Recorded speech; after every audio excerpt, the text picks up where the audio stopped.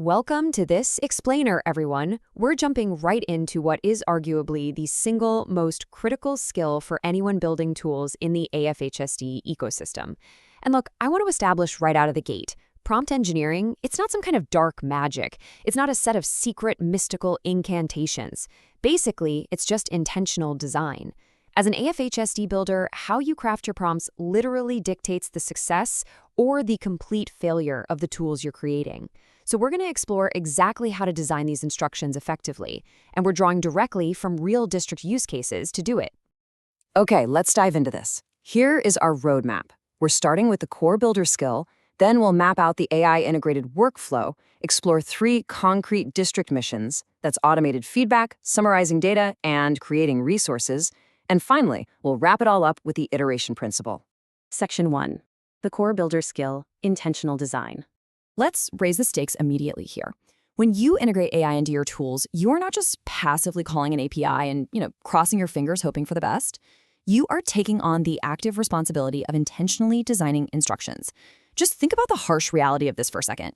If you build a tool that gets used across an entire district, a poorly designed prompt doesn't just fail once. No, it produces poor outputs hundreds of times a day. It literally scales your mistakes.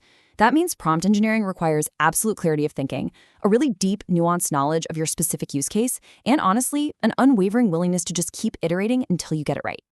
Section 2. The AI integrated workflow, where prompting happens. To really master prompt engineering, we have to know exactly where it lives within our daily processes. This is our blueprint. The AI integrated workflow happens in 4 distinct stages. First up, we brainstorm, where the AI generates a variety of options or drafts. Second is procure, where the user actually reviews and selects the best components. Third is build, where the AI takes those selected pieces and assembles them.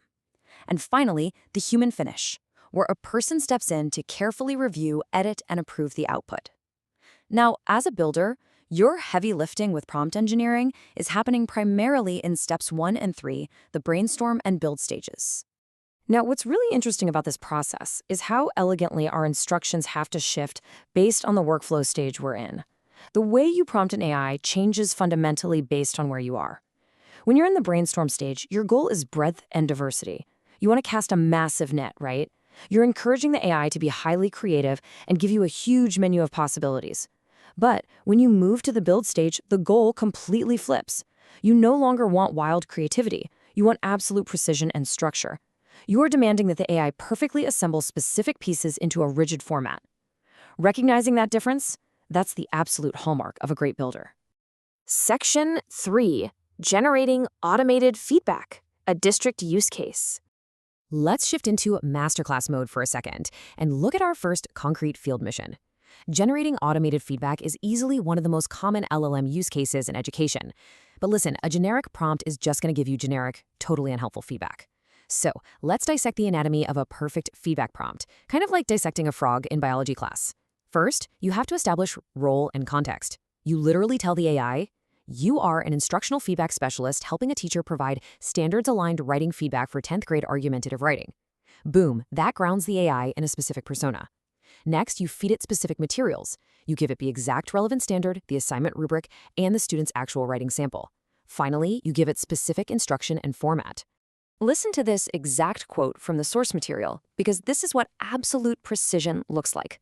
Quote, "Structure your response as 3 paragraphs. Strength, area for growth, next step. Each paragraph should be 2 to 3 sentences. You also tell it to use language appropriate for a 10th grade student. See what's happening there? You aren't leaving anything up to chance. You are dictating the exact architecture of the output, making sure the teacher gets something immediately usable rather than some sprawling, unreadable essay of just generic praise." Section 4. Summarizing district data, a district use case. Let's move to our next mission and see how this builds, because summarizing data is a highly delicate task. When you're dealing with district metrics, you absolutely cannot afford creative interpretations. The rule here represents 3 absolute, non-negotiable guardrails. You must provide the data explicitly, you must constrain the AI's scope, and you must specify the exact audience receiving the summary.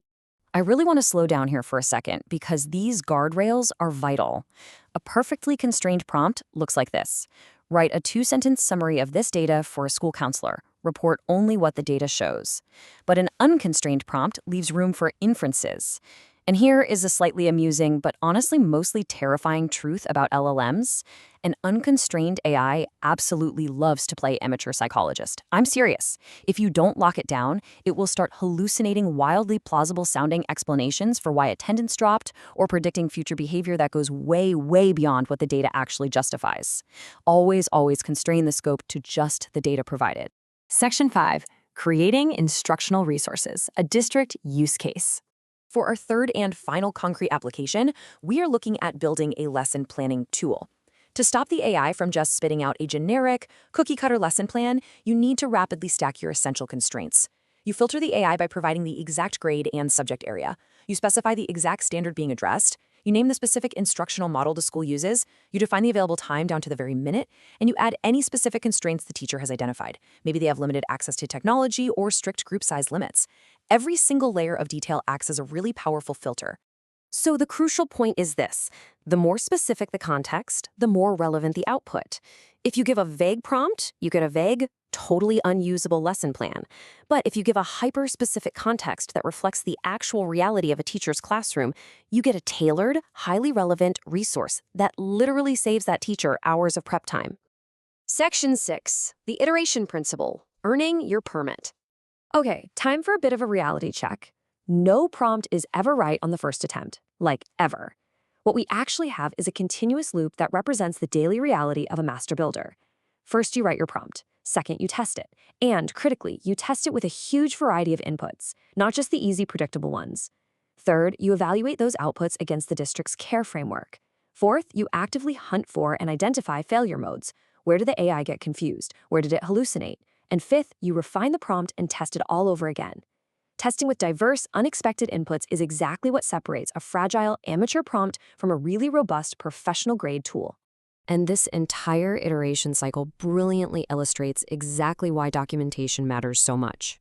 In the AFHSED, earning your builder's permit actually requires passing a capstone review.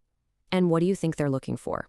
Well, they aren't looking for a magically perfect first draft. They are looking for a well-documented prompt development process. Documenting your exact iteration failures, how you identified them, and how you refined the prompt to overcome them, that is the ultimate evidence that you take this craft seriously. It proves your mastery over the tool. Which brings us to our final question, and this is one I really want you to carry with you as you step back into the AFHSD ecosystem to build your next tool. Are you just passively calling an API and crossing your fingers? Or are you intentionally designing, constraining, and iterating to ensure your tools create a massive positive impact? The choice is entirely yours. Thanks for joining me for this explainer, and happy building.